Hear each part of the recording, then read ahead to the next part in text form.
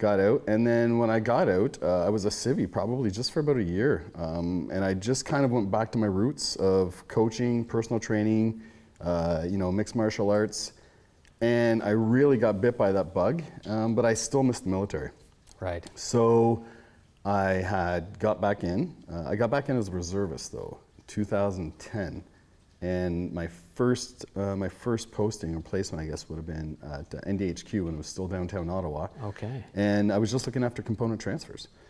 Did that for a few years, and they started cutting all these Class B and Class C contracts at the point. I think there was a lot of double dipping going on, and the CF was just kind of reviewing things like, okay, well, we've got to cut back on some of these positions because they had guys retiring on a Friday and working in a Class C position on a Monday, and making great money because they're collecting a pension, still making a full wage. So I think the CF kind of realized that they needed to control that a bit to save some funding, and my position was cut.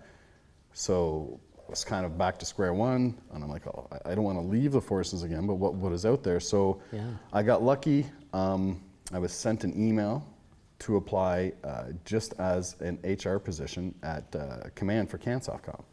Right. And that wasn't my background. I didn't have an admin background. I had a combat arms background, so it was a little bit of kind of going right into the breach, but I thought, hey, like it's a job.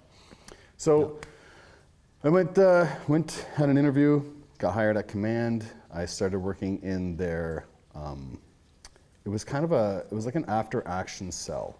It was the CR, it was the central registry, but part of the responsibilities were going over, op orders and certain dockets, and people would only have certain access to that. And we literally sat in this small closet, and we just filtered and controlled a lot of that information. Right. It was a good gig. Met a lot of people under that CanSoft umbrella. And then from there, some people like, well, like, you're Patricia, what are you doing in this position? You're kind of like right out of element, right out of trade. I'm like, yeah, I know, but I'm comfortable here. Yep. So a gentleman that was posted to Command, there was a recruiter. He'd been a recruiter at Dwyer Hill, but he had formerly been an assaulter. Okay. So long story short, he came up to me. He's like, hey, Shawn, like, have you thought about, trying for Dwyer Hill and, maybe doing having a job there? And I was like, I was a little older, and I'm like, I don't want to have to go through all that selection and all this process. And long story short, I sucked it up. I went and I had an interview, and I had 2 interviews in one day. One was for working in range control and building stuff. And I'm like, I can't even put Lego together. So I'm like, this isn't even a question, right? Like, I'm going to save you guys some time, and I will be a liability if you want me to build anything. So then another guy, he was a Warrant Littler was his name, Tony Littler, and he had said, he goes, can I ask you some questions? I'm like, sure. Didn't identify on what squadron he was with. He did identify he was a training squadron, that's all I knew. Starts asking me random questions, like, you ever been bit by dogs? I'm like, yeah. And a lot of dog questions, and I just thought, I was like, is this some, like, are you psychologically picking me apart by asking me questions about being bit by dogs? And have you been chased by a dog? And would you confront a dog? And I'm like, where is this going? So long story short, finished the interview. A couple days later, I'm at Command. Francis Gilbert was his name, and he came up to me. He's like, hey, I just want to let you know, it's not official yet, but K9's looking at picking you up at Dwyer Hill. I was like, K9? Like, so those were legit dog questions? He's like, yeah. So, and long story short, I started at Dwyer Hill, just hanging out with the dogs. I was literally just running the kennel, walking dogs, picking up poop, all of that stuff. And one of the, but I was the new working guy's with, got to do something. Yeah, right? I'm like, I'm too old to be the new guy, but it worked out. So there was a storm in there trying to recreate the position, to try and make it more of a research and development position, because K9 was still a new project for Dwyer Hill at the time. So Rod Petrovic was his name, and Rod really wanted to be a handler. So he was like, hey man, I'm moving up in this position.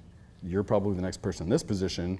Here's where I see this position moving forward. So I was like, this is great, because I didn't want to just be a storeman. I kind of really wanted to be involved with K9. So from there, I literally just recreated the position. I did it for job security. It was a little bit more work by the end of my time there, but it was probably one of the coolest things I've ever done. Working with dogs, basically making dogs look like rock stars. Right. And I've had some interesting moments working with K9, but I've had some pretty cool stories, man. Like I remember one time, did you ever go down to MUTC? No. For any training? There was some selection going on down there, and we would do part of the K9 package down there too with the recruits. Okay. So MUTC was literally like a small town, and I don't quite know the history, but at some point, the National Guard bought this little town, and they used it for emergency response training, Red Cross, disaster relief, all sorts of stuff. So a lot of the selection process would take place down there sometimes. Okay.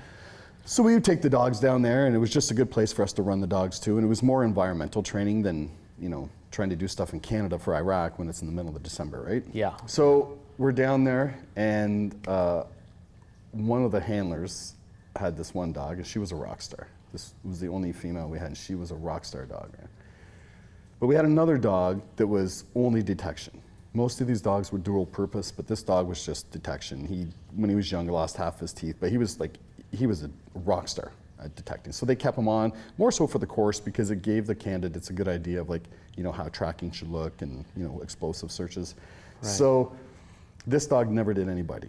Never really did. Early on in his, you know, career, if you will, he would always migrate, just didn't take to it, but he could find anything. So they just kind of kept him on staff, if you will.